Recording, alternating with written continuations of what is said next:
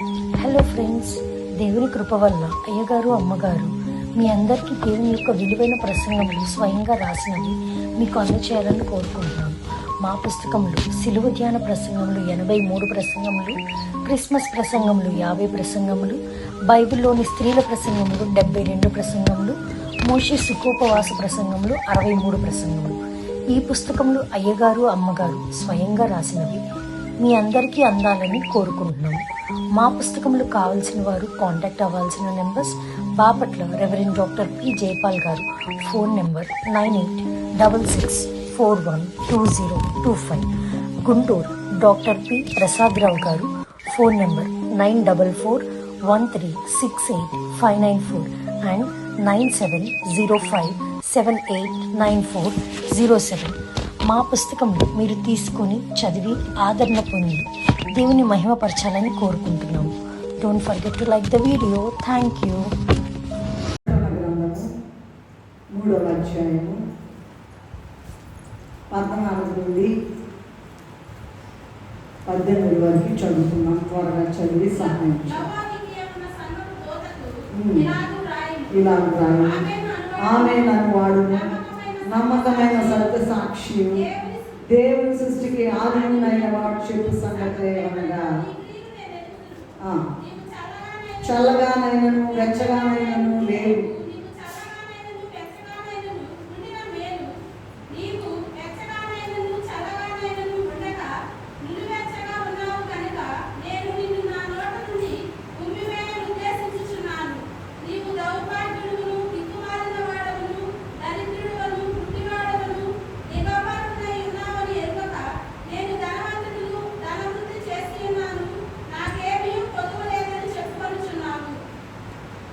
నీవు ధనవృద్ధి చేసుకున్నట్లు అగ్నిలో పుటం వేయబడిన బంగారమును, నీ దేశంలో సిగ్గు కనపడకుండానట్లు ధరించుకున్నట్టు తెల్లని వస్త్రములను, నీకు దృష్టి కలిగినట్లు నీ కనులకు కాటుకను నా యొద్ద కొనుమని నీకు బుద్ధి చెప్పుచున్నాను.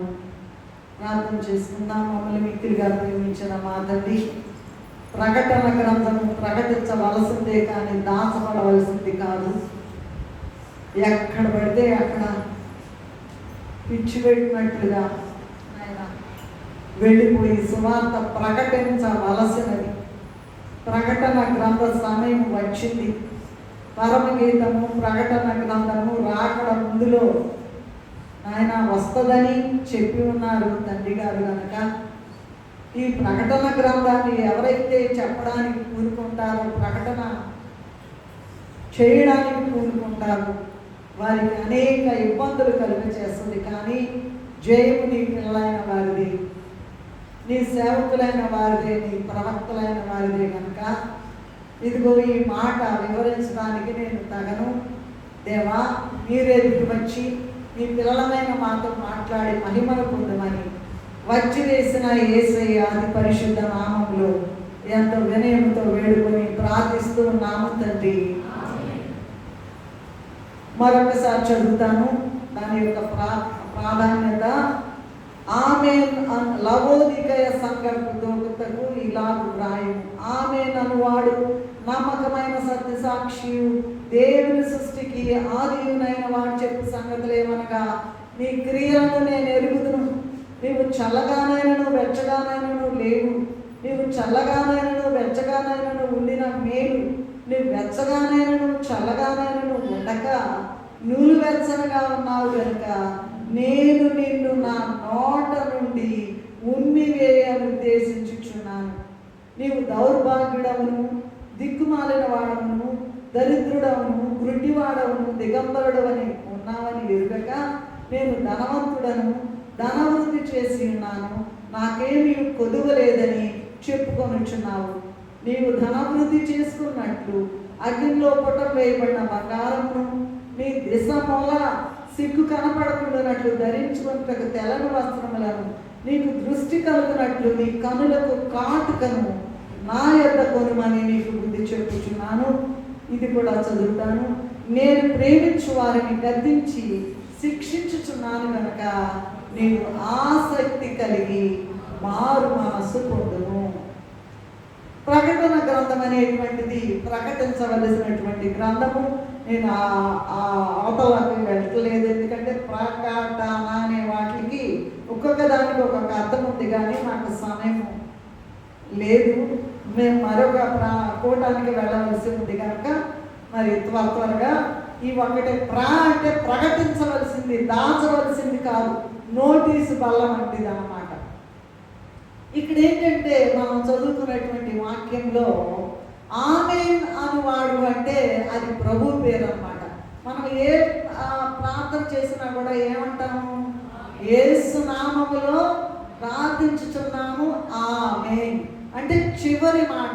ఇక దీని తర్వాత మరి ఇంకేమీ లేదు. చివరి సంఘము, చివరి ఏర్పాటు, ఆఖరు ప్రార్థనలు అంట ఇవన్నీ కూడా. సరే, ఇది ఎట్లా ఉంచండి. ప్రభు శిష్యుడైనటువంటి యోహాను గారు దేవుని ఆత్మ ద్వారా ఈ ఆసియాలో ఉన్నటువంటి 7 సంఘాలకు ఇచ్చినటువంటి గొప్ప వర్తమానం ఇది. రాకడలో ఎగిరి వెళ్ళే సంఘానికి, సిద్ధపడవలసిన సంఘానికి, ఉన్న దగ్గర నుంచి లేచి నిలబడి దేవుని కొరకు ప్రయాసపడడానికి, తద్వారా రాకడ మేఘం ఎక్కడానికి కావలసినటువంటి గొప్ప సిద్ధపాటు ఈ వాక్యములో ఉన్నది. ఈ వాక్యము దేవదాసయ్య గారు తప్ప మరి ఎవరు కూడా వ్రాయలేరండి. 7 సంఘాలకి ఇచ్చినటువంటి వర్తమానము ఏంటి? ఆ 7 సంఘాలంటే క్రీస్తు ప్రభు పుట్టిన దగ్గర నుంచి, మొట్టమొదట క్రైస్తవ సంఘం ఏర్పాటు చేసిన దగ్గర నుంచి 1900 సంవత్సరాల వరకు, 1900 నుండి లవోదికయ సంఘకాలము ప్రారంభమైంది. ఇప్పుడు మనం ఉన్నది లవోదికయ సంఘకాలం. 7 సంఘాలు ఏంటంటే Ephesus, Smyrna, Pergamum, Thyatira, Sardis, Philadelphia, Laodicea. మళ్ళా చెప్తాను. ఎఫెసు, స్ముర్నా తెలుసు మీకు, అక్కడ చదువుకోండి. Pergamum, Thyatira, Sardis, Philadelphia, Laodicea అనే సంఘాలకు దేవుడు ఆయన శిష్యుడైన యోహాను గారి ద్వారా, దేవుని ఆత్మ ద్వారా ఆసియాలో ఉన్నటువంటి 7 సంఘాలకు ఇచ్చినటువంటి వర్తమానం ఇది. లవోదికయ సంఘకాలం అంటే ప్రభు 2వ రాకడలో మధ్యాకాశానికి వచ్చేటువంటి కాలం. ఈ కాలంలోనట భూమి మీద ఉన్న క్రైస్తవ సంఘములన్నిటి పరిస్థితులు ఈ లవోదికయ సంఘకాలానికి అనుగుణంగా ఉండడం చేత ఈ లవోదికయ సంఘం యొక్క పరిస్థితులన్నీ కూడా ఇందులో చక్కగా వివరించబడింది. ఈ వివరణ నేటి క్రైస్తవులకు చక్కగా సరిపోతుంది అని బైబిల్ మిషన్ స్థాపించిన దేవదాసయ్య గారు రాశారు. ఓకే, ఇక్కడ క్రైస్తవుల విషయాలు చెప్తూ చల్లగానైనా వెచ్చగానైనా ఉండగా నులివెచ్చని స్థితిలో ఉన్నది అని చెప్తున్నారు. అందుకనంట ప్రభు అంట మరి తన నోట నుండి చీ అవతలకి వెళ్ళమని ఉమ్మి వేస్తానని చెప్తూ ఉన్నారు. ఆ ఉమ్మి సంగతి తర్వాత మాట్లాడుకుందాము. ఎక్కడ చూసినా ప్రపంచంలో నేడు నామకార్థ స్థితి బ్రహ్మాండంగా చెప్తున్నారు. బ్రహ్మాండమైన ఆర్కెస్ట్రాలు పెడుతున్నారు, పాటలు పాడుతున్నారు, దద్దరలా చేస్తున్నారు, బ్రహ్మాండమైన అరేంజ్మెంట్ చేస్తున్నారు. అంత షో షో షో మీరు ఎక్కడన్నా చూసుకోండి. ప్రపంచవ్యాప్తంగా నామకార్థ స్థితి అల్లుకుపోయిందన్నమాట.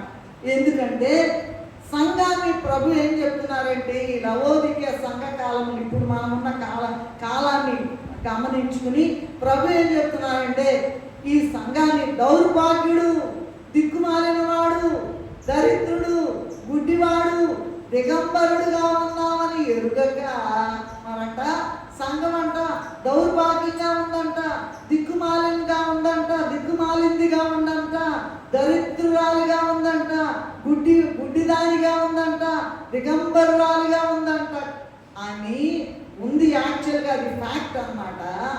అని ఎరుగక అసలు ఏమి కనపడకుండా నేను ధనవంతురాలను, ధనవృద్ధి చేసి ఉన్నాను, నాకేమి కొదువలేదని అనుకుంటుందంట. అందుకని ప్రభు ఏం చెప్తున్నారంటే నీవు ధనవృద్ధి చేసుకున్నట్లు అగ్నిలో పొటము వేయబడిన బంగారము అంటే శ్రమల ద్వారా శుద్ధి చేయబడిన స్థితి. నీ దిశమొల అంటే దిగంబరత్వం కనబడకోకుండా తెల్లని వస్త్రాలు, నీకు దృష్టి కలిగేటట్లుగా నీ కన్నులకు కాటుగా నా దగ్గర కొనమని చెప్తూ ఉన్నారు. ఈ దౌర్భాగ్యుడు, దిక్కుమాలిన వాడు, దరిద్రుడు, గుడ్డివాడు, అలాగే దిగంబరుడు అనేటువంటి మాటల యొక్క వివరణ కొంచెం చెప్తాను. నేను వివరంగా చెప్పడానికి కుదరదు, కానీ కొద్దిగా నేను చెప్తాను. నంబర్ 1 ఏంటంటే దౌర్భాగ్యుడు, దౌర్భాగ్య స్థితిలో ఉన్నది సంఘము. మరి మొదటి తిమోతిలకు రాసిన పత్రిక 2వ పత్రిక, తిమోతి పత్రిక 2వ పత్రిక అండి, 3వ అధ్యాయము 1 నుండి 5 వరకు చదువుకుందాం. ఎలా ఉన్నారు, ఎలా ఉంది సంఘం, ఎలా ఉంది, ఎందుకని దౌర్భాగ్యులు అన్నారు, ఎందుకన్నారు, నువ్వు అవతలకి వెళ్ళమని, ఇక నాకు కనపడవాకని, ఇష్టం వచ్చినట్టుగా నీ ఊసేస్తాను, నా నోట్లో నుంచి ఉమ్మి వేయాలని ఉద్దేశించుచున్నాను అని చెప్తూ ఉన్నారు. చదువుకుందాము. అంచె దినములలో చదవండి.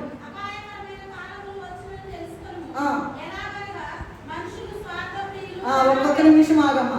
స్వార్థ పరులట మనుషులంట ఎలా ఉన్నారు ఇప్పుడు?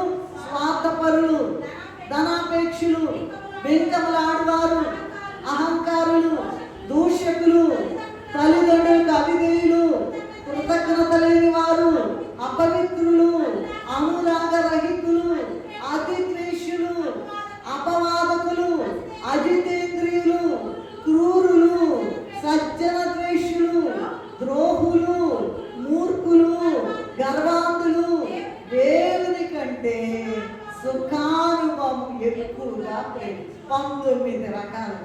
మీరు ప్రపంచంలో ఎక్కడికన్నా వెళ్ళండి, ఎన్ని విమానాలన్నా ఎక్కి అంత దూరం ఎట్లా అనుకుంటే ఎన్ని విమానాలన్నా ఎక్కి వెళ్ళి చూడండి, ఎక్కడ చూసినా నామకార్థ స్థితి ఎక్కువైపోయి పొంగి పొరలిపోతూ ఉన్నదట.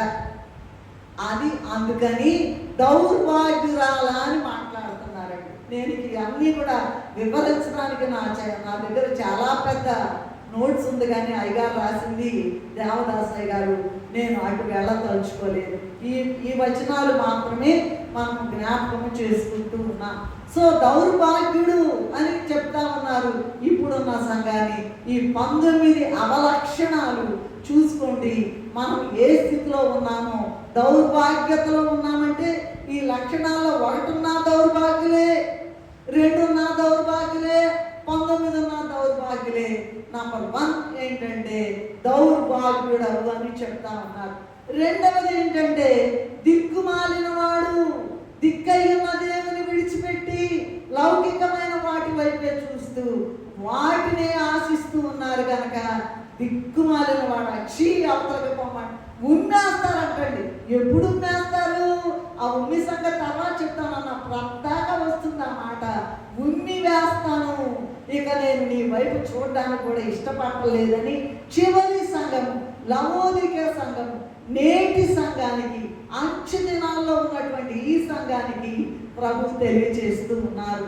కనుక మొదటిది దౌర్భాగ్యుడు. మొదటి పత్రిక కదండి, అంతే కదా, ఆ తిమోతి పత్రిక 1, 2వ పత్రిక 3:1 నుంచి 5 వరకు చదువుతున్నాం. రైట్.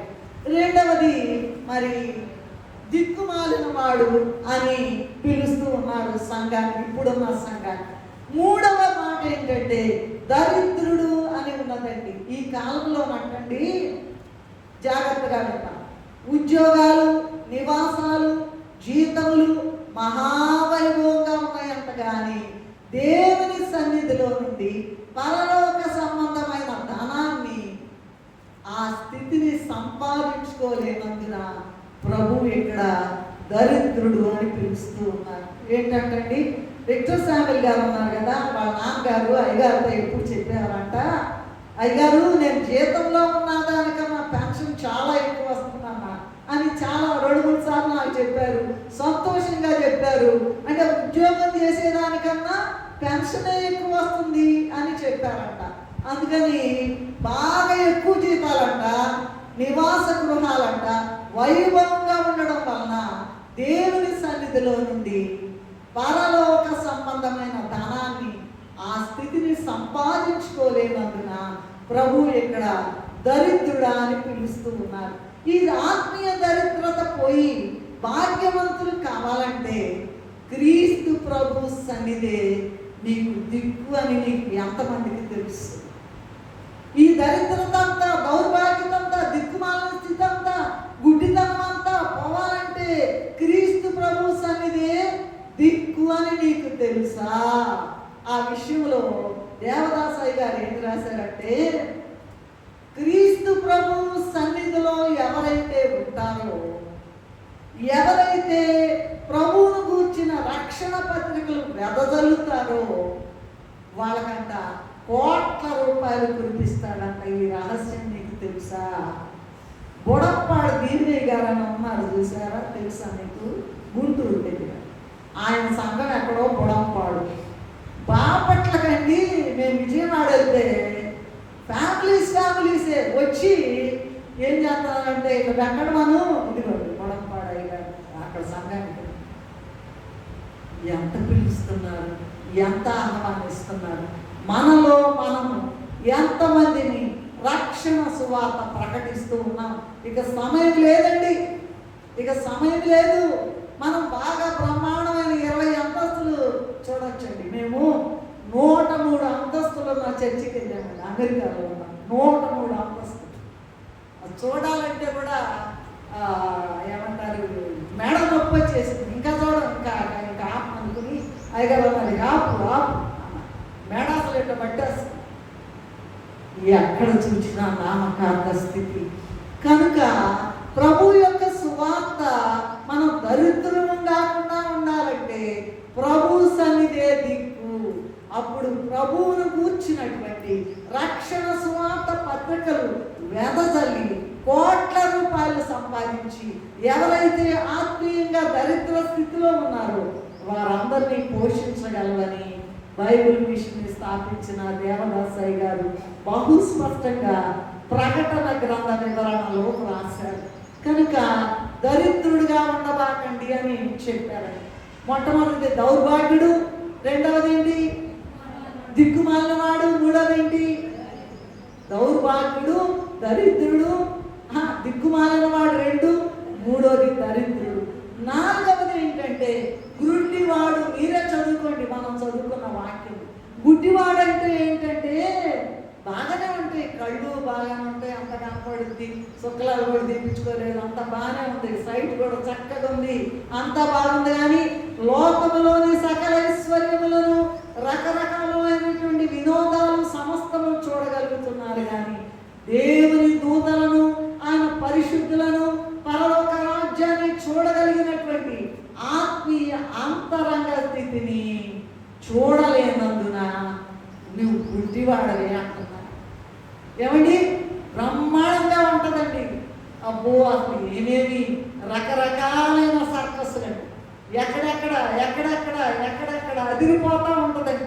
సర్కస్లు చూస్తే అసలు ఎట్లా ఫీడ్స్ చేస్తున్నారో అనుకుంటాం. మరి అటువంటివి ఎంత బ్రహ్మాండంగా ఉన్నాయి. అవన్నీ కూడా లోకములోని సకలైశ్వర్యాలు, రకరకాలైనటువంటి వినోదాలు సమస్తము చూడగలుగుతున్నారు. కానీ దేవుని దూతలు, ఆ పరిశుద్ధులు, ఆ పరలోక రాజ్యం ఎలా ఉంటుంది, అక్కడ సెటప్ ఎలా ఉంటుంది, తండ్రి ఎక్కడ కూర్చుంటారు, కుమారుడు ఎక్కడ కూర్చుంటారు, మరి 4 జీవులు ఎక్కడ కూర్చుంటారు, 24 పెద్దలు ఎక్కడ కూర్చుంటారు, ఇవన్నీ కూడా చూచావా? అడిగితే చూపిస్తాడు. ఇది ముమ్మాటికి 100కి 200% కరెక్ట్ అయిన మాట. ఎవరైతే దేవుని సన్నిధిలో ఉంటారో ఇవన్నీ చూడగలుగుతారు. అందుకనే ఛాలెంజ్ చేసి చెప్తా ఉన్నారు దేవదాసయ్య గారు. చూచావా? నువ్వు చూడలేకపోయినట్లయితే నువ్వు గుడ్డోడివే, నువ్వు గుడ్డిదానివే అని చెప్తూ ఉన్నారు. 5వది చూసినట్లయితే దిగంబరుడు అట. మన ఆది తల్లిదండ్రులైనటువంటి వారు మహిమ వస్త్రాలు పోగొట్టుకున్నారు. మరి ఎవరు? ఆదాము. మహిమ వస్త్రాలు పోగొట్టుకుని దిగంబరులైనప్పుడు తండ్రి అట వాళ్ళకి చర్మము చొక్కా ఇచ్చారట. దిగంబరులని వాళ్ళకి తెలిసిపోయింది, ఎందుకంటే పాపం చేశారు కనుక. అంతకుముందు ఏం తెలియదు. మహిమ రూపులు వాళ్ళు, మహిమ జీవులు వారు, మహిమ వస్త్రాలు వేసుకొని ఉన్నారు కనుక వారు దిగంబరులైనప్పుడు అంట తండ్రి అంట చర్మపు చొక్కాలు ఇచ్చారట. ఈ దినాల్లో చాలా రకాలైన విలువైనటువంటి రకరకాలైన వస్త్రాలు ఉన్నాయి, కానీ అంతరంగా దిగంబరత్వాన్ని పోగొట్టే వస్త్రాలు లేవు. పైకి బాగానే ఉంటుందండి, ఏమండి, పైన బ్రహ్మాండంగా అందగా మేడి పండు చూడా మేలిమయుడు పొట్ట విప్పి చూడా పురుగులు. మన బతికంత పురుగులే. మంటి పురుగునయ్యా నేను, మంటి పురుగునయ్యా నేను, నరుడునుగా పురుగును అని మరి దావీదు మహారాజు చెప్తూ ఉన్నారు. కనుక ఈ విలువైన వస్త్రాలు ఉన్నాయి, కానీ అంతరంగ దిగంబరత్వాన్ని కట్టిపెట్టేటువంటి, కనపడకుండా చేసేటువంటి వస్త్రాలు లేకపోవడం వలన దిగంబరుడా అని మాట్లాడుతూ ఉన్నారు. ఆ వస్త్రాలట కేవలము క్రీస్తు ప్రభు దగ్గర మాత్రమే దొరుకుతాయి. ఎక్కడ దొరుకుతాయండి? క్రీస్తు ప్రభు దగ్గర మాత్రమే ఉన్నాయంట. ఆయన దగ్గరికి రాలేకపోతున్నారంట. ఆయన రాశారు చూడండి, ఆంధ్రప్రదేశ్ కీర్తనలు 315లో ఐ థింక్ ఆయన చౌదరి పురుషోత్తం గారు రాశారు అనుకుంటాను, నేను చూడలేదు. ఎవరు రాశారు? కడుబీదవాడను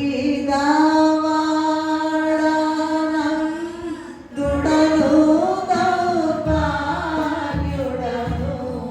చెడిపోయి పడి ఉన్నాడు.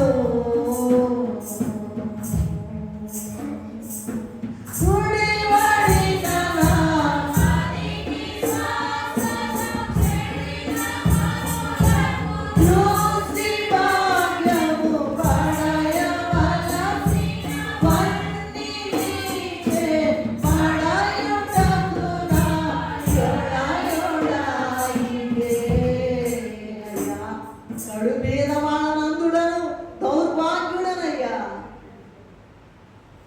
అయ్యా దౌర్భాగ్యంగా ఉన్నా, బయటికి బాగానే ఉన్నా, బాగా చదువుకున్నా, బ్రహ్మాండమైన ఆఫీసర్ ఉద్యోగం చేస్తున్నా, తక్కువేం లేదు, బ్రహ్మాండమైన బిల్డింగ్లు ఉన్నాయి, కార్లు ఉన్నాయి, బంగారం ఉంది, అంతా ఉంది. అయితే కడుబీదవాడనందుడను అనేది ఎందుకు అంటున్నారంటే, గురుటి దిగంబరుడుగా దేవుడు ఇచ్చేటువంటి వస్త్రాలు ఆయన దగ్గర లేవు. ఆ వస్త్రాలు సంపాదించుకోవలసి ఉన్నదని అది భక్తిపరుడు ఆయన రాస్తూ ఉన్నారు. కనుక మందలిస్తూ ఉన్నారండి. మరి నులివెచ్చని స్థితి ఏంటి, వెచ్చని స్థితి అంటే ఏంటి, చల్లగా ఉండటం ఏంటి అంటే, ప్రకటన గ్రంథం 3:15-19 వరకు చదివితే వెచ్చని స్థితి అంటే వెచ్చగా కానీ చల్లగా కానీ ఉండక నులివెచ్చగా ఉన్నామని చెప్తున్నారు. అది ఏంటంటే, మరి ఆత్మీయ స్థితిలో వృద్ధి కలిగి ఉండడం అనేటువంటిది వెచ్చగా ఉండడం అంట. దేవునితో సహవాసము కలిగి, దేవుడు పరిశుద్ధులతో సహవాసము కలిగి, దేవుని మాటలు వినగలిగి, దేవుని యొక్క చిత్తాన్ని తెలుసుకోగలిగితే ఆత్మీయ స్థితిలో వెచ్చగా ఉండడం అనొచ్చు.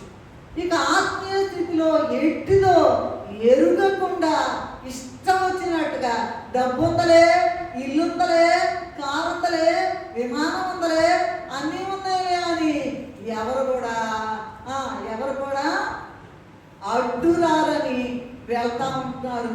ఎప్పుడో మరణం, ఎప్పుడో మరి ఎప్పుడు మనము చక్కగా మాట్లాడతానే వెళ్ళిపోతూ ఉన్నారండి. నా స్థితి ఏంటో నీ స్థితి ఏంటో ఒక్కసారి జ్ఞాపకం చేసుకోవాలి. అదే 2వ తిమోతి పత్రికలోనే 3:5 చూడండి. పైకి భక్తి గల వారి వలె ఉండి దాని శక్తిని ఆశ్రయించని వారునై ఉందురు, అట్టి వారికి విముఖుడవై ఉండు. ఏంటంట?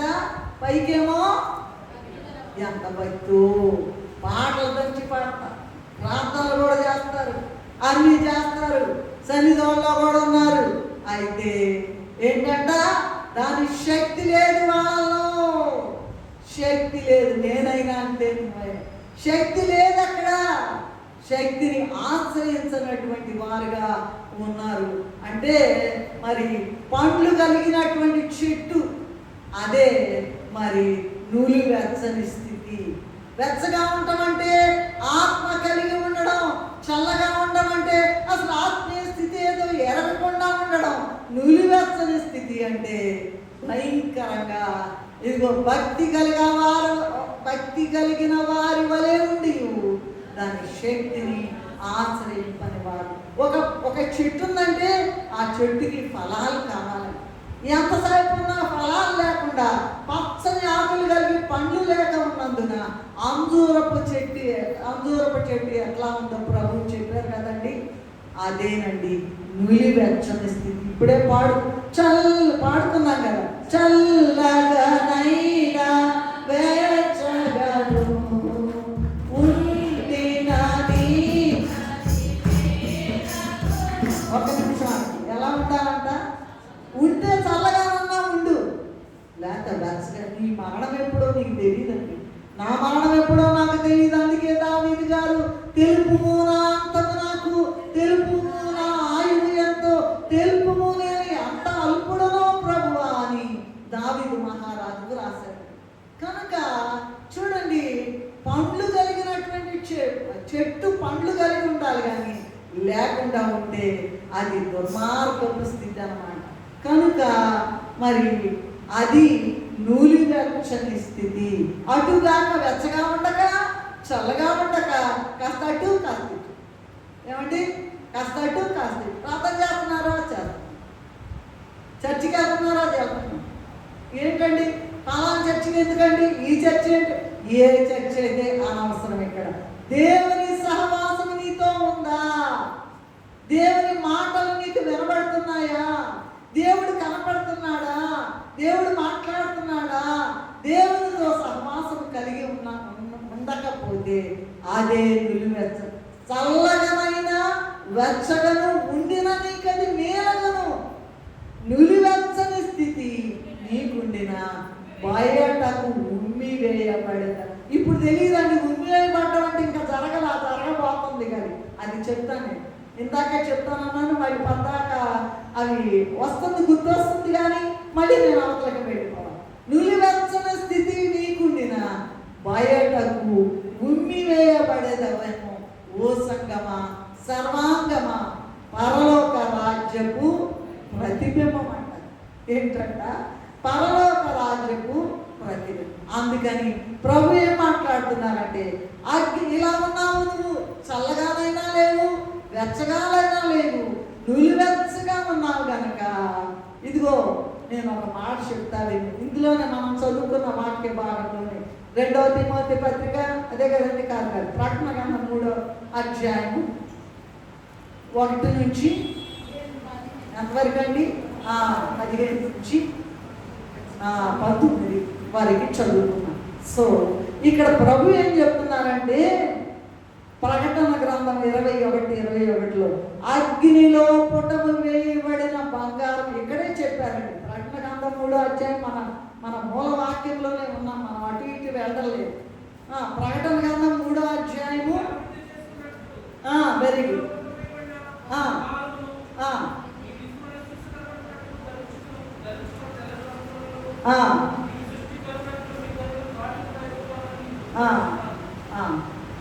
సరే, ఇంకెక్కడ కూడా అగ్నిలో పుటము వేయబడిన 18 చూడండి.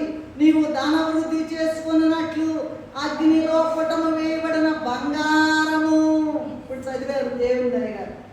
నీ దిశమూల సిగ్గు కనపడకుండానట్లు ధరించుకున్నట్టు తెల్లని వస్త్రాలు, నీకు దృష్టి కలుగునట్లు నీ కనులకు కాటుకను నా యొద్ద కొనుమని నీకు బుద్ధి చెప్పుచున్నానని మాట్లాడుతూ ఉన్నాడు.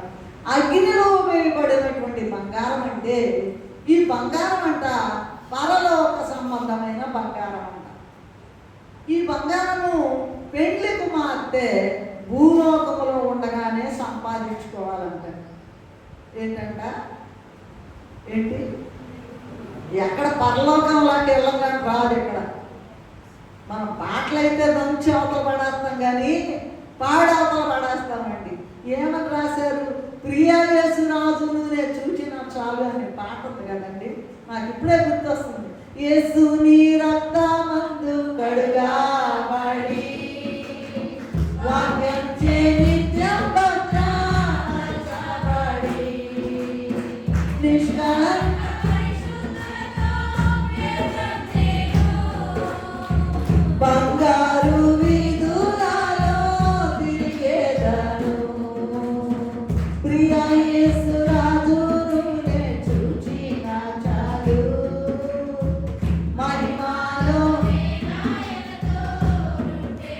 ఏంటంట ఏంటంట ఏంటంట బంగారు వీధుల్లో తిరుగుతాడట.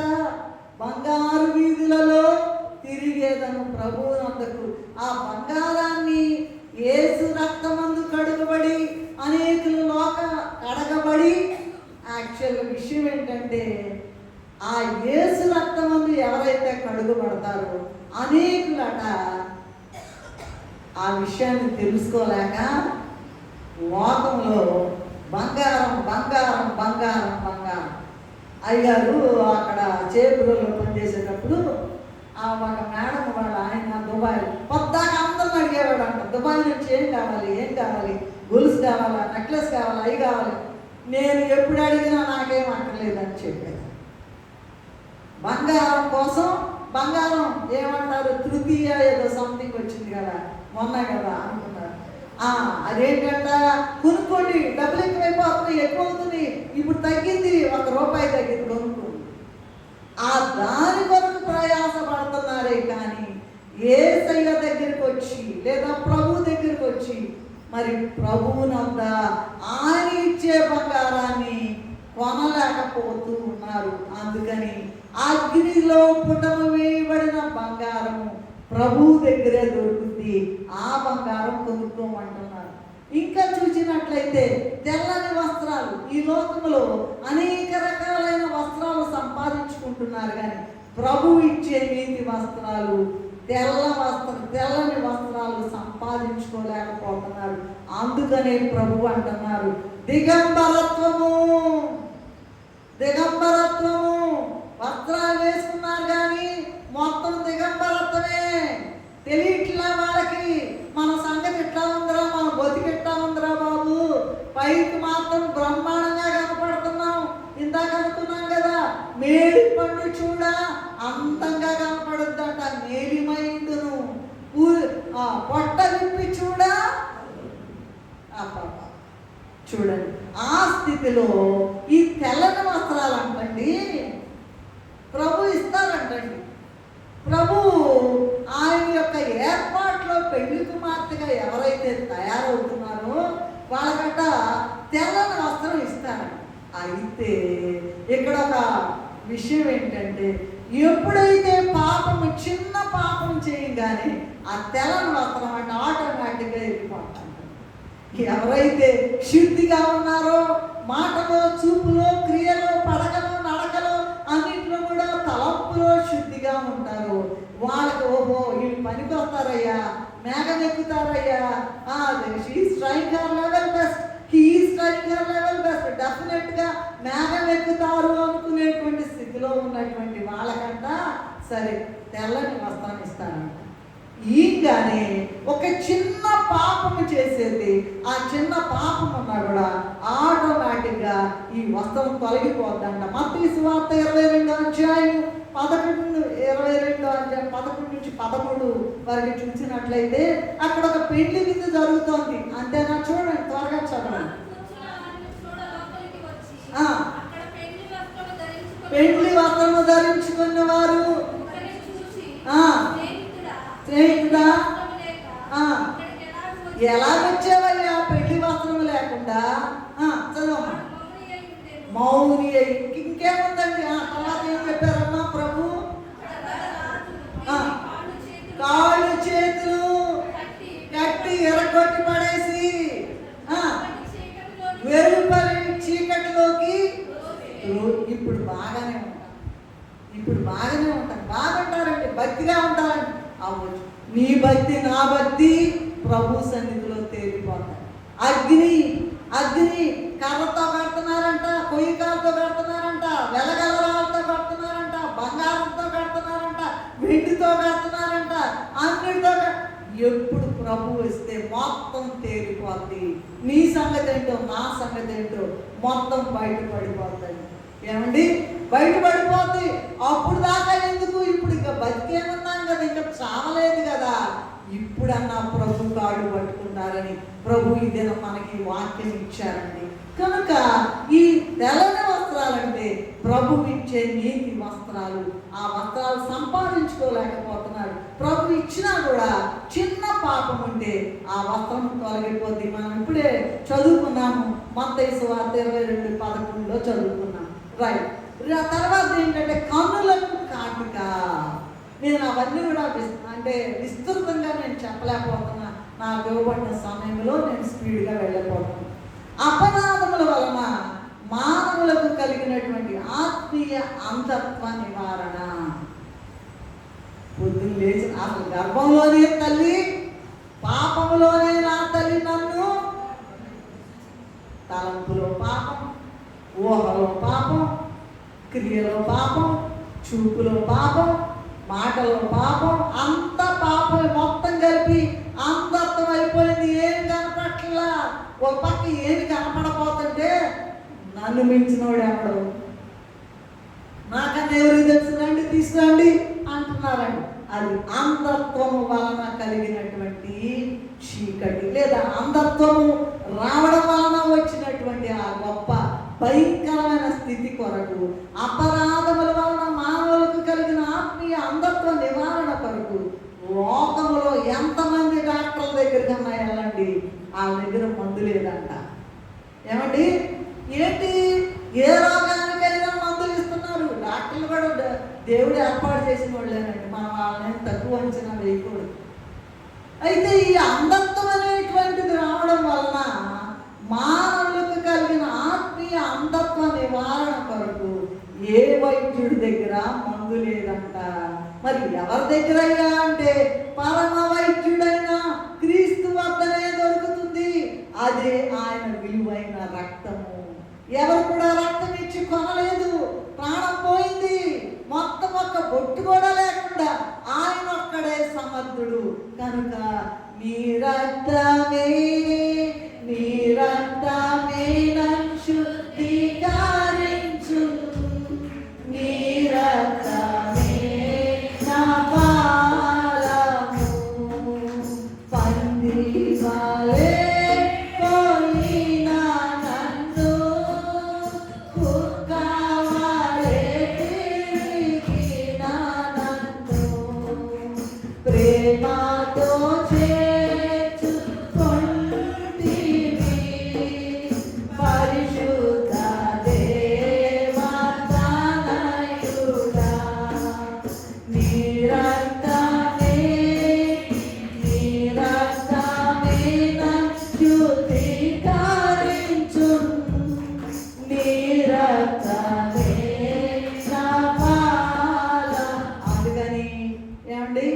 మరి ఏమంటున్నారు, ముందు చెప్పారు కదా, దౌర్భాగ్యుడు, దిక్కుమాలినోడు, దరిద్రుడు, గుడ్డివాడు అని చెప్పారు, దిగంబరుడు.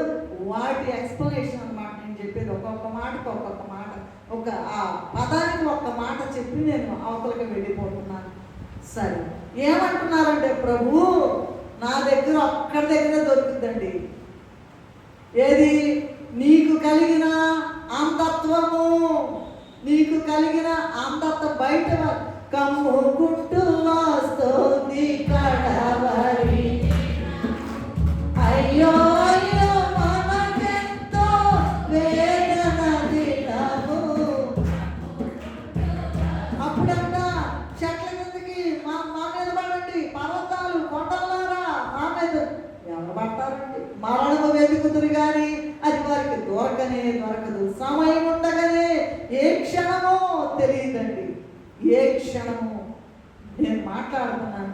సాయంత్రం ప్రభు సన్నిధికి వెళ్ళొచ్చు, భయం ఏమి లేదండి, హాయిగా ఉంటుందంట. ఇక్కడ ఎందుకండి? తెల్ల లేచి శ్రమలే కదా. అయితే ఈ శ్రమల అవసరం. ఎందుకు అవసరమో తెలుసా? పరలోకములో చేరడానికి, మనకి ఇవ్వబడినటువంటి ధనాన్ని సంపాదించుకోవడానికి, మనం ప్రభు ప్రక్కన నిలబడడానికి, మనం ప్రభు పక్కన రాణిగా కూర్చోడానికి. ఆడవాళ్ళైనా మగవాళ్ళైనా అందరూ స్త్రీలేనండి. ప్రభు అక్కడే పురుషుడు. యెషయా గ్రంథంలో 54:5 ఉంది, నిన్ను సృజించిన వాడు నీకు భర్త అయినాడు, ఆయనే మనకి భర్త. మరి ఈ భర్తలు ఏంటండి? పరలోక రాజ్యంలో పెళ్లిళ్ళు చేసుకోరు. భర్తలు భార్య నీకు సంబంధం. నీ సంగతి నువ్వే చూసుకోవాలి. నీ సంగతి నువ్వే చూసుకో. నీ సంగతి నీ చేతిలోనే ఉన్నది. తర్వాత ఇంకేమీ చేయలేమండి, సమయం. అందుకని ప్రభు ఏం చెప్తున్నారు? యెషయా గ్రంథం 55:1 కష్టపడకపోయినా ఇచ్చినవి పుచ్చుకొనుటయే కోమట. నా దగ్గర కొను, ఈ 55వ అధ్యాయం యెషయా గ్రంథం 1వ వచనం. దప్పికొని వాళ్ళారా,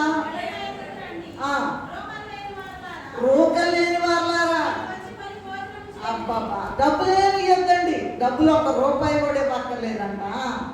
మళ్ళీ చదువమ్మ 55. నీళ్ళ ఎద్దకు రండి, రోకలు లేని వాళ్ళారా. ఏం తీసినా ఆకలి తీరట్లేదు, దాహం తీరటలేదు, డబ్బులు లేకపోయిన వాళ్ళారా మీరు వచ్చి కొని భోజనం చేయుడి. రండి, రోకలు లేకపోయినా ఏమి ఇయ్యటే ద్రాక్ష రసమును పాలను కొనుడి. ఇదిగో పైన చెప్పబడిన అవలక్షణాలన్నిటికీ కూడా ప్రభువు దగ్గర ఒక్కరి దగ్గరే దొరుకుతుందంట. నీకు డబ్బులు దొరుకుతాయి, నీకు ఆహారం దొరుకుతుంది, నీకు అన్నీ దొరుకుతాయి. అయితే ఇందాక ఒక మాట చెప్పా, రక్షణ పత్రికలు, ప్రభు సువార్త చెప్పడం. సునేమి గారు ఉన్నారు కదా, అమ్మ మరి ఇట్లా మనము సువార్త ప్రకటించాలి కదా అంటే, మనము స్ట్రీట్స్ బజార్లోకి వెళ్ళి పత్రికలు మనము తయారు చేసుకుని స్వస్థశాల విషయం అందరికీ పంచితే ఎంత బాగుంటుంది అమ్మగారని నాకు పాపం చెప్పారు. తర్వాత సిగ్గయ్యారు, కానీ ఆశ మాత్రం చాలా ఉంది. అలా ఎవరైతే దేవుని పనిలో ఉంటారో, నీవు గిన్నెతో చన్నీళ్ళు, నా నామమున గిన్నెడు చన్నీళ్ళు, ఓ గిన్నెడే బిద్దనక అడగట్లేదండి, పెద్ద పాత్రని గంగాళం నిండా అడగట్లా. గిన్నెడు చన్నీళ్ళు అంటే ఏంటో తెలుసా? సువార్త ప్రకటించడం, దేవుని మాట చెప్పడం. అయితే నీ యొక్క మార్పు, నీ యొక్క రూపము ప్రభుకి ఇష్టమైన రూపంగా ఉండాలి. వీళ్ళ సంగతి మాకు తెలుసులే అనుకోకుండా నీలో నుండి వెలుగు ప్రకాశింప చేయబడాలి. నువ్వు వెళ్ళినప్పుడు నీలో ప్రభు కాపాడాలని ఎవరైతే చూసుకుంటారో, ఎవరు చూడలేదని మనుషులైతే రైట్ బట్టి మార్కులు వేస్తారు. దేవుడు వేసే మార్కులు కరెక్ట్ మార్కులండి. దేవుడు ఇచ్చే రిజల్ట్ కరెక్ట్ రిజల్ట్ అన్నమాట. కనుక మరి కష్టపడ నువ్వేనక్కర్లా, నా దగ్గరికి రా, ప్రార్థన చేయి, కన్నీరు కాచు. మరి ఉత్తమమైన దాన్ని ఏర్పాటు చేసుకున్నది, అది ఆమె యొద్ద నుండి తీసివేయబడదని చెప్పారు. మరి అటువంటి గొప్ప అంతస్తు ప్రభువా, నువ్వు నా దగ్గర నుంచి నీ సన్నిధిలో నుంచి నన్ను తోసివేయకము అని దావీదు మహారాజు చెప్తా ఉన్నాను. కనుక అయ్యా నీ సన్నిధిలో ఉంటే ఎట్లయినా 3 శాపాలు వస్తాయని ఏదని కోరుకుంటే, అయ్యా నువ్వు గొప్ప దేవుడు అయ్యా, కృపగల దేవుడు అయ్యా, దయగల దేవుడు అయ్యా, నీ సన్నిధిలోనే అనుభవిస్తా. ఏ శ్రమ వచ్చినా ఏది వచ్చినా నీవు దాకా వేరే మాకు దిక్కు లేదయ్యా. మనం అనేక శ్రమలు అనుభవించి దేవుని రాజ్యంలో చేరాలనేటువంటిది మరి అపోస్తుల కార్యం 14:22 ఉంది, తర్వాత చూసుకోండి, ఇప్పుడు అక్కర్లేదు. కానీ మరి అనేక శ్రమలు అనుభవించి దేవుని రాజ్యంలో చేరాలని చెప్తూ ఉన్నారు. ఈ ఎక్స్ప్లెనేషన్ అంతా ఏంటంటే దేవదాసయ్య గారు ప్రకటన గ్రంథంలో రాసినటువంటి ఆ యొక్క వివరణ అన్నమాట. సో మరి ప్రభు ఏం చెప్తున్నారంటే, ఏమి ఇవ్వకండి, రండి రండి రండి యేసుని యొద్దకు ప్రయాసపడుతున్నారు. ఎందుకయ్యా అంత ప్రయాసం? ఎందుకయ్యా? ఏమి ఇవ్వకుండానే, రూపాయి డబ్బులు ఇవ్వకుండానే దేవుని దగ్గరికి రండి. అప్పుడేమంటున్నారు? మిమ్మల్ని కోటీశ్వరులుగా చేస్తాం. ఏం చేస్తారంటే, ఇందాకే కదా రక్షణ పత్రికలు చదివితే, సువార్త ప్రకటిస్తే, దేవుని కొరకు ప్రయాసపడితే కోట్ల కొలత రూపాయలు ఇచ్చేస్తాడంట దేవుడు. ఎవరైతే ఆత్మీయంగా దరిద్రులుగా ఉన్నారో ఈ కోట్లు పెట్టి ఆ ఆత్మీయ దరిద్రత తీర్చాలంట. ఎవరైతే ధనవంతులుగా ఉన్నారో, ఈ లోక ధనం ఎవరికి అక్కర్లేదండి, ఈ లోక అందం ఎవరికి అక్కర్లేదు, ఈ లోక బంగారం ఎవరికి అక్కర్లేదు. పరలోకము చేరే అందం కావాలి, పరలోకము చేరే నగలు కావాలి, పరలోకంలో చేరేటువంటి అంతస్తు కావాలి. అందుకని ఇవన్నీ ఉన్నా కూడా పర్వాలా, ఏమైనా సరే, దరిద్రుడిగా ఉన్నా, దౌర్భాగ్యుడిగా ఉన్నా, దిక్కుమాలోడుగా ఉన్నా, గుడ్డివాడుగా ఉన్నా, దిగంబరుడుగా ఉన్నా, నా దగ్గరికి రా, నా దగ్గరికి రా. నువ్వు అనేక మంది విట్టగాండ్రతో నీవు వ్యభిచరించినా పర్వాలేదు, నువ్వు నా దగ్గరికి వచ్చినట్లయితే నేను అరణ్యంలోకి తీసుకుని వెళ్ళి ప్రేమగా మాట్లాడి దేవుడు చెప్తూ ఉన్నాడు. కనుక మరి అలాగూ ఆ స్థితిలో ఇప్పుడున్నది ప్రజెంట్ స్టేట్ అండి, ఇప్పుడున్న నేటి పరిస్థితి. అన్ని సంఘాలు అంతేనట. బైబిల్ మిషన్ అనే కాదు, సాల్వేషన్ ఆర్మీ అనే కాదు, లోదర్ మిషన్ అనే కాదు, ఏబిఎం అనే కాదు, బాప్టిస్ట్ మిషన్, ఇంకా ఏమైనా కాదు, ఎవరిలో ఎక్కడున్నా సరే పెండ్లి కుమార్తె అన్ని మిషన్లో ఉందంట. క్రొత్త బోధ లేకుండా కొత్త మిషన్ ఎందుకు వచ్చింది? ఎందుకంటే అన్నిట్లో ఎందుకంటే ఇది స్థాపించారు అంటే ఇదిగో పెండ్లి కుమార్తెను సిద్ధపరచుట కొరకు వచ్చినటువంటి మిషన్ ఇది. సో అందరూ కూడా ఈ లైన్లోకి రావడం ద్వారా మేఘం ఎక్కుతారంట. ఈ లైన్లో కంటే బైబిల్ మిషన్లో కానీ కాదండి, ఈ వరసలోకి, ఈ యొక్క ఆత్మీయ అంతస్తులోకి, ప్రభు కనబడే మాట్లాడే స్థితిలోకి, ప్రభు మాట వినగలిగే స్థితిలోనికి, ప్రభుతో సహవాసం చేయగలిగే స్థితిలోనికి, ప్రభుతో కూడా నడిచేటువంటి, ఇదిగో ఆయన ఉన్నాడు కదా హానోకు గారు, రోజు వాకింగ్కి వెళ్ళేవాడట ప్రభుతో. వీళ్ళిద్దరు కూడా అంతే, ఆదామావలు కూడా అంతే. ఆయన ఆదామా ఎక్కడా, అవ్వమ్మ ఎక్కడంటే పరిగెత్తుకొని వచ్చేవాళ్ళంట. సాతాను చేత మోసపోయి వెళ్ళిపోయారు. వెంటనే ఏదైనా తోటను మూసివేసి ఏం చేశారంట ఖడ్గ జ్వాలలు పెట్టారంట. రావడానికి వీల్లేదు. మహిమ రూపం పోగొట్టుకున్నారు, తెల్లని వస్త్రాలు పోగొట్టుకున్నారు. అంత దుర్మార్గంగా తయారైపోయి సాతాను మాట. ఇప్పుడు కూడా సాతాను ఎవరిని మింగుతున్నా, ఎవడెవడ ఎక్కబోతున్నాడో మేఘము ఆమె పట్టుకుంటుందంట. ప్రార్థన చేయని వాళ్ళ దగ్గరికి వెళ్ళదండి, ప్రార్థన చేయని వాళ్ళ దగ్గరికి వెళ్ళి ఎట్లా పడితే అట్లా తిరిగే వాళ్ళ దగ్గరికి వెళ్ళదండి. ఎవరైతే ప్రార్థన చేస్తారో, ఎవరైతే సన్నిధిలో ఉంటారో, ఎవరైతే ప్రభువుతో సహవాసం కలిగి ఉంటారో, ఎవరైతే ప్రభువు దూతలును పరిశుద్ధులు ఇంకా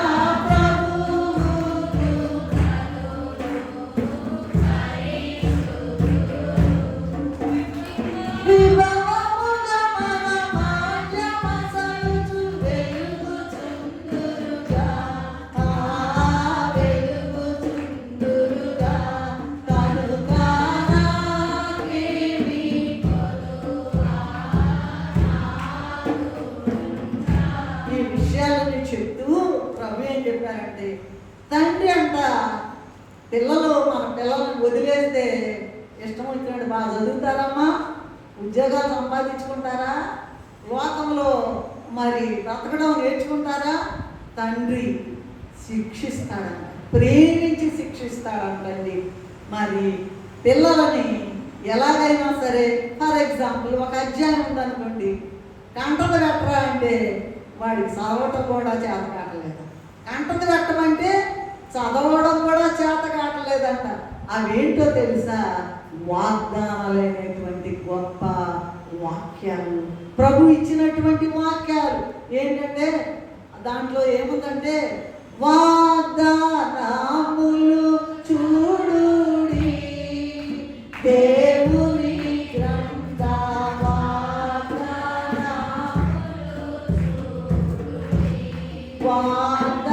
వాగ్దానములే గరుగా వలసిన కార్యములు, వాగ్దానములు నమ్ముడి.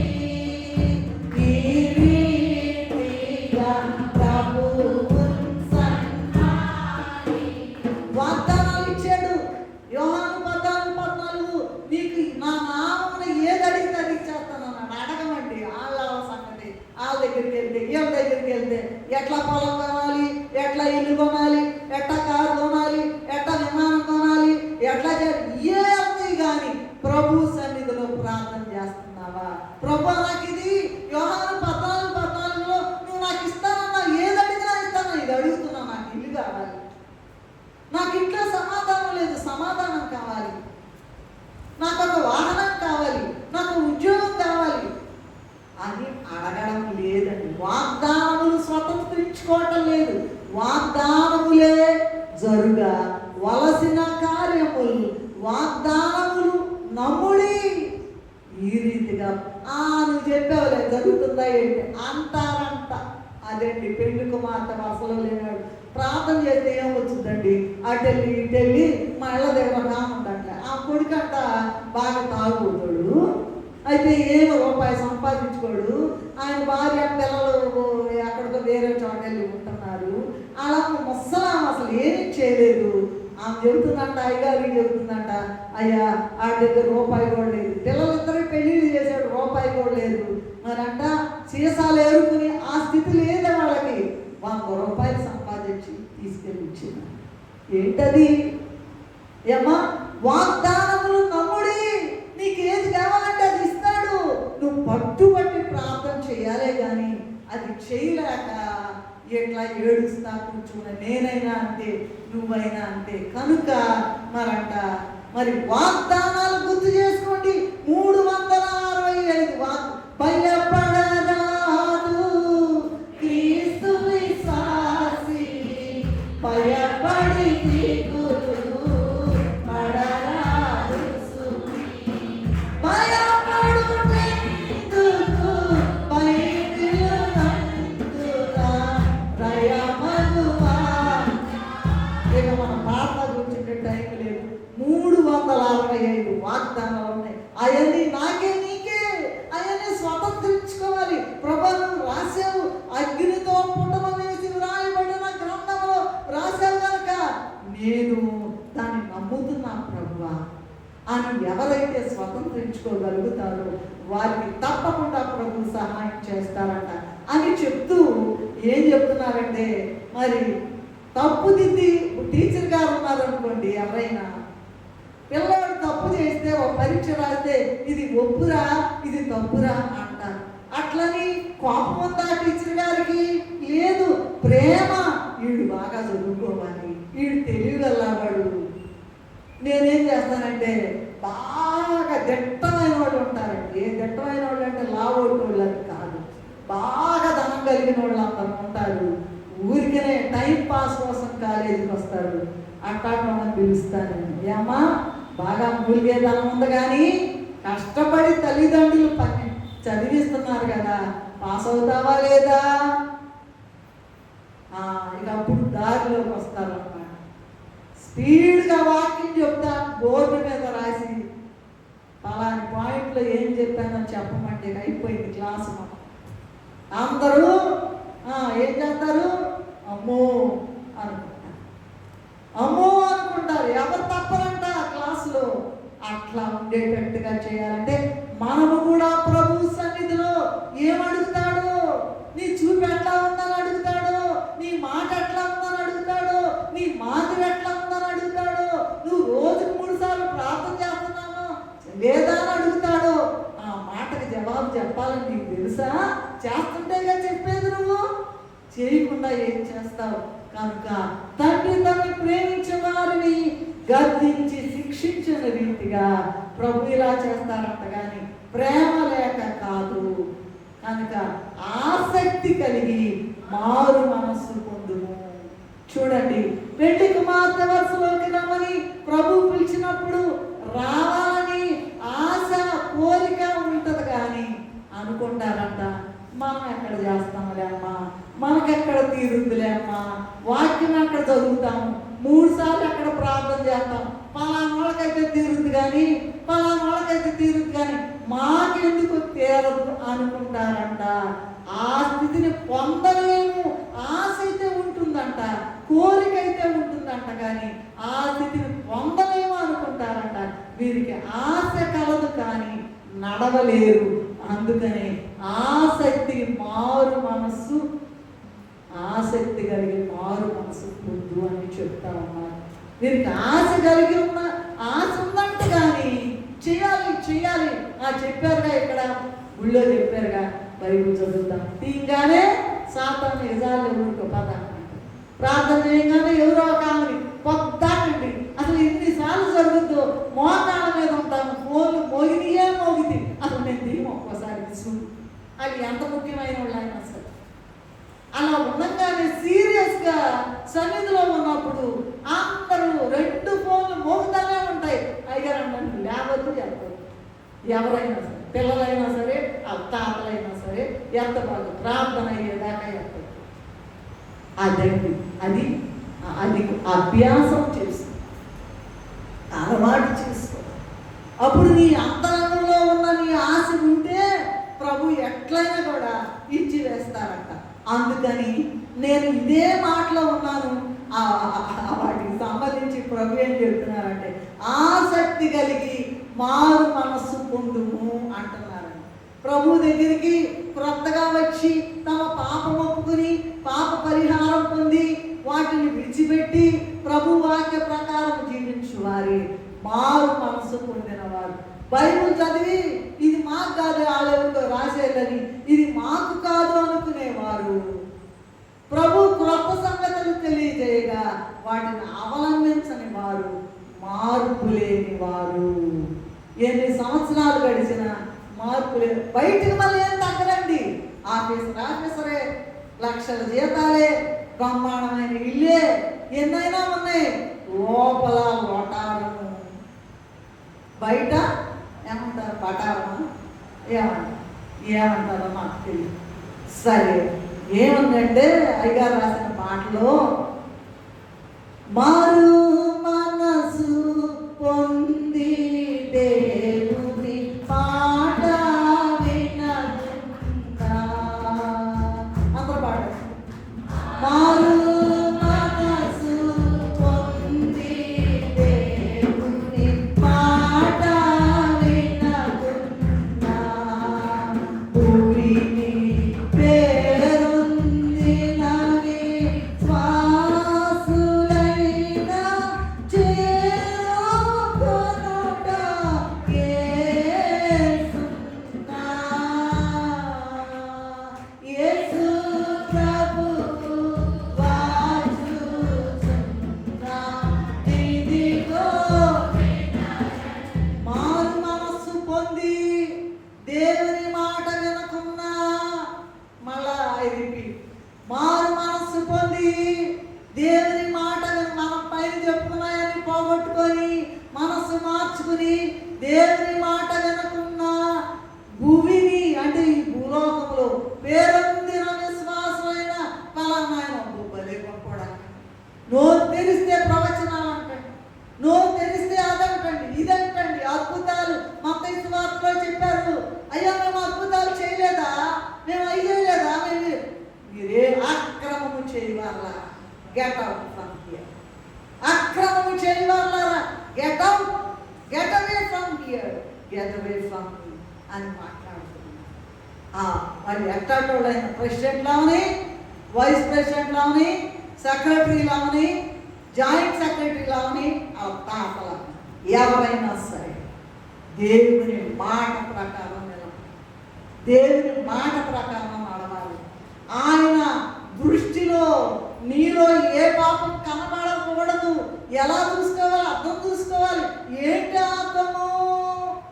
బైబిల్ అనే అర్థము, బైబిల్ అనే అర్థము, బైబిల్ అనే అర్థము. ఈ అర్థములో మన పాపం అంతగా అమ్మడిపోయింది. ఇక సన్నిధిలో ప్రార్థన చేయడం ద్వారా నీకే తలంపులు పుట్టిస్తారు. నీలో ఏ పాపం ఉందో సరి చేసుకోవడానికి ప్రభువు మరి అలా ఎంత గొప్పవాళ్ళైనా, ఎంత చదువుకున్న వాళ్ళైనా, ఎంత ఆస్తి ఉందంట, కోట్లాస్తుంది. ఎవరికైతే ఎవరికదంటండి కోట్లాస్తుంది, ఏమీ లేని వాళ్ళలాగా ఆయన నథింగ్ అనుకోవాలండి.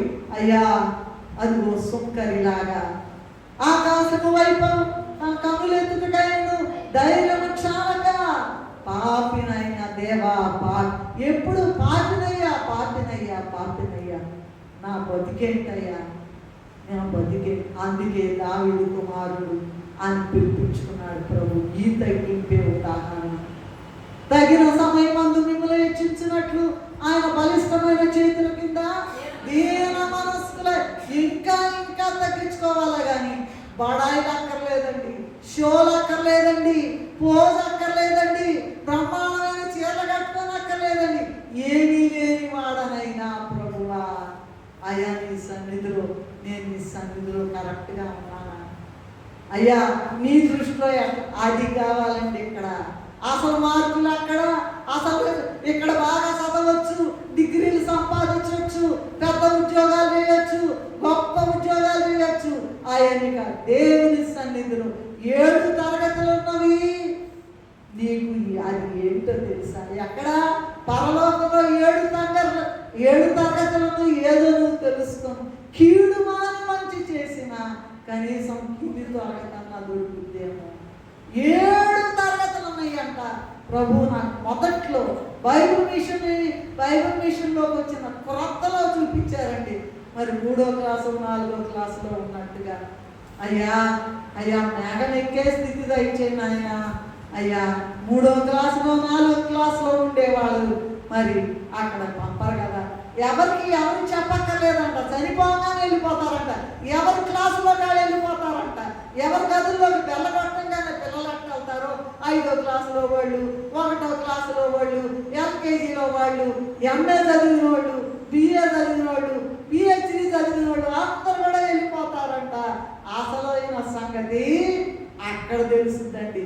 ఇవన్నీ కూడా అందుకని ప్రభు ఏమంటున్నారంటే, మారు మనస్సు పొంది దేవుని మాట వినకున్నా భూమిని అంటే భూలోకంలో పేరొందిన విశ్వాసులైన చేరుకున్నటయే.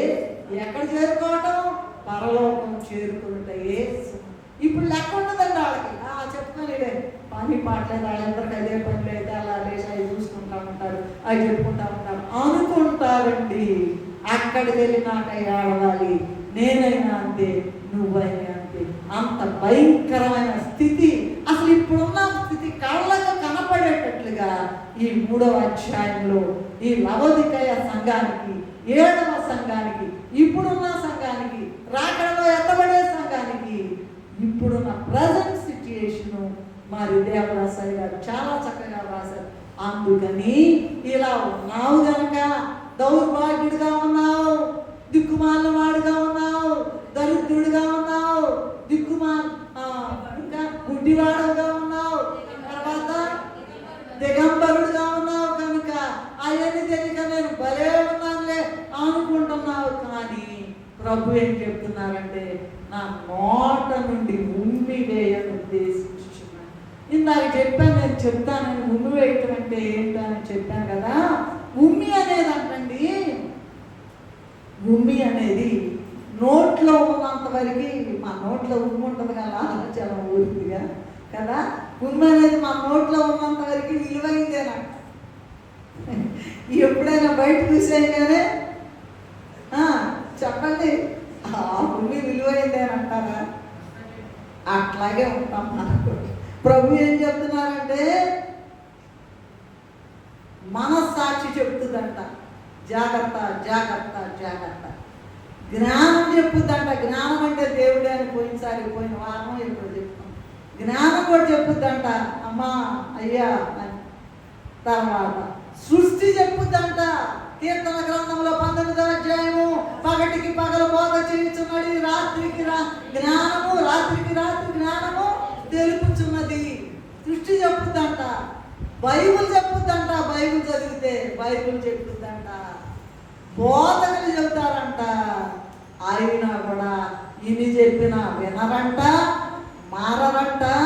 అట్లాంటి వాళ్ళని చూస్తే నాకు అసహ్యమని ప్రభు అంట అన్ని విషయాల్లో కాపుదల ఇచ్చి కాపాడితే, ప్రభు వచ్చినప్పుడు అంట ఆయనతో వెళ్లకుండా విడిచిపెట్టబడిన వారి మీద ఆయన ఉమ్మేస్తారు.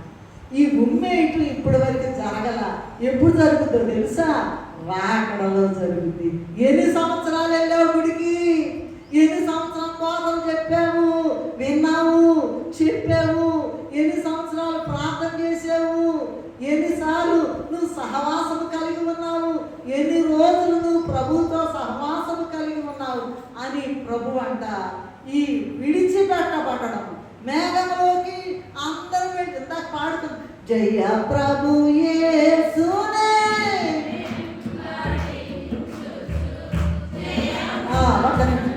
జయమని పాడు ప్రభు యేసునకే, ఓ సన్నాజి ప్రభువా చూచుండే ఎంతో సంతసము మధ్య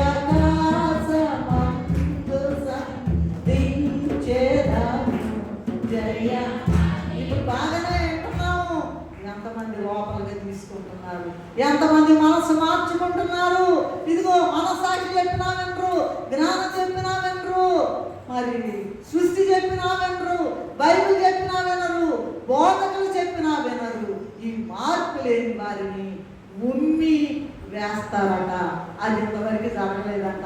ఆయనతో వెళ్లకుండా రెండవ రాకడ సమయంలో విడిచిపెట్టబడతారంట. ఈ విడిచిపెట్టబడుట అనేది ఉమ్మి వేయబడుట. లోపల ఉన్నంత వరకు బాగానే ఉంటుందంట, బయట ఎత్తు అని వస్తారు కదండి. అటువంటి స్థితి నీవు నేను కలిగి, ఇది రాకడలో జరగబోతుంది. మధ్య ఆకాశంలో ప్రభు తీసుకెళ్ళినప్పుడు నువ్వు వెళ్ళకోకుండా మా అయ్యగారు మోషమయ్య గారు ఏం చెప్పేవాళ్ళు అంటే, నీలో ఆవగింజంత పాపం ఉన్నా సరే. ఆవగింజ అంత ఉంటుందమ్మా, ఒక కేజీ ఉంటుందా ఆవగింజ? చెప్పండి, ఆడవాళ్ళందరూ చెప్పండి. చిన్నదంటే అంత చాలా చిన్న, చాలా చాలా చాలా చిన్నది. ఈ ఆవగింజంత ఇదంతా మడుగంత బరువు అయిపోతుంది. అది పాపం. ఆవగింజంత పాపం ఉంటే రాకడలో ఎగిరి వెళ్ళటం ఎట్లా? అదంట మడుగులు మడుగులు మడుగులు మడుగులు మడుగులు మడుగులు పెరిగిపోయి ఎక్కడే ఉంటాం. అయ్యా అయ్యా అనగానే ఇక్కడ తూ అని వస్తాను. అటువంటి స్థితి రాకోకుండా అందరూ వాళ్ళందరూ గుడికి వెళ్తారంటే, ప్రార్థన చేస్తారు, పాటలు పాడతారు, అంత బాగానే ఉంటుంది, అన్నీ చేస్తారు. కానీ ప్రభువుతో సహవాసం ఉన్నదా? అందుకని ప్రభు ఏం చెబుతున్నారంటే, ఇంకా భూమి మీద ఉండకుండా పరలోకానికి కొనిపోబడే కాలం వచ్చింది కనుక ప్రతి వారు కూడా ఆత్మ చెప్పు సంగతులు వినాలి. ఆ చివరి బహుమానం ఏంటంటే, ఇందాక మనం అనుకున్నాం కదా, 3:21 3వ అధ్యాయం ప్రకటన గ్రంథం 20:21, ఇదిగో నేను తలుపు నొద్ద నిలిచి తట్టుచున్నాను, ఎవడైనా తలుపు తీసిన ఎడలా నా స్వరము విని నేను వాని యొద్దకు వచ్చి నేను వానితో అతడును నేను భోజనం చేయను అంటున్నారు. భూమి మీద ఉండగానే ప్రభుతో ఉండాలి, వాక్యం కావాలి, ప్రార్థన కావాలి, స్తుతి కావాలి, ప్రభుతో గొప్ప సహవాసం కావాలి. ఇవన్నీ కలిగి ఉన్నప్పుడు బయట బడాయిగా తిరిగితే కుదరదు. చక్కగా అలంకరించుకుని నువ్వు కట్టుకోవట్లేదా మంచున్నాను, మీరు నిజమే కట్టుకుంటున్నాను, ఉండాలిగా, మరి మినిమం కావాలి కదా.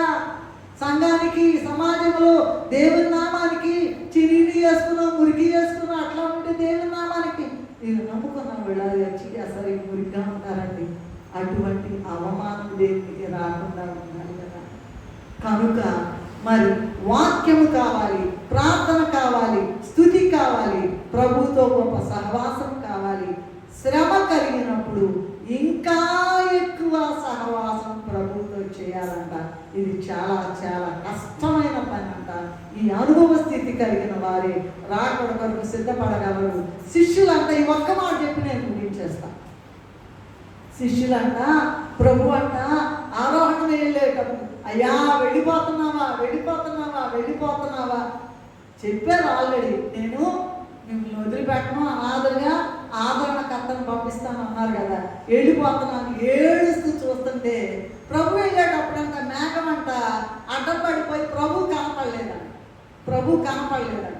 కానీ కనబడకపోయిన మేఘంలో నుండి ప్రభు ఎలా కనపడతారు?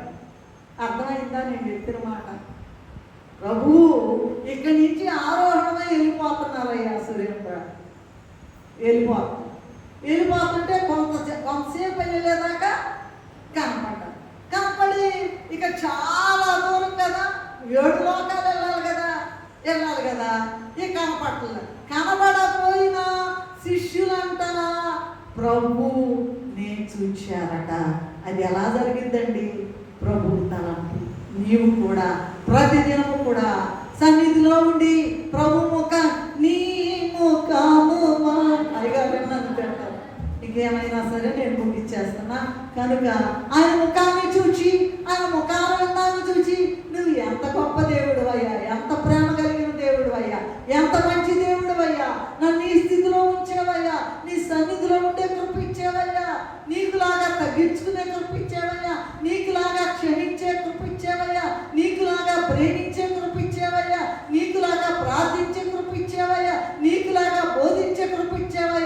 ఎవరైతే ప్రభుని అంటి పెట్టుకొని ఉంటారో అలాంటి వాళ్ళని రాకడలో తీసుకెళ్ళిపోతారంట. ప్రతి నిమిషము కూడా ప్రభుని శిష్యులైన వారంట మేఘం కనపడకుండా చేసింది, అయినా కూడా మేఘం ఆపలేకపోయిందంట. నీవు నేను కూడా ప్రతిదినము ప్రభువును చూచి ఆయన మహిమ గల రాకడకు సిద్ధపడగలిగే కృప తండ్రి మనకు అనుగ్రహించును గాక. ప్రేమ కలిగిన మా తండ్రి, దయగల దేవా, కృపగల నాయన, నీ మహాకృపను కలిగి చిట్ట చివరిగా బైబిల్ మిషన్ని స్థాపించి ఎక్కడా లేని పోదదు, క్రొత్త విషయములు లేనిదే, క్రొత్త విషయం ఎందుకు రావాలని క్రొత్తవి రాగా అన్ని విషయములు గొప్పగా పెరిగి మేఘమెత్తున అన్నావుగా నాయన. అట్టి అంతస్తులోకి ప్రభు మమ్మల్ని అందరినీ నడిపించండి.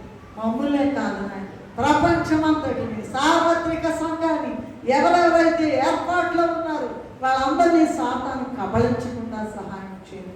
ఎవరైతే 1 మార్కులో 2 మార్కుల్లో 10 మార్కుల్లో తగ్గిపోతున్నారు అలాంటి వాళ్ళు తగ్గిపోకుండా వాళ్ళందరికీ నాయన శ్రమ అగ్ని అనుభవం అనుగ్రహించి ఎలాగైనా నిన్ను చూచి ప్రభా నాయన పౌలు గారి మీద ఎలా నాయన దమస్కు ప్రాంతంలో నీ యొక్క గొప్ప వెలుగును ప్రకాశింపచేసావు, అందరి మీద నీ వెలుగును ప్రకాశింపచేయండి అయ్యా.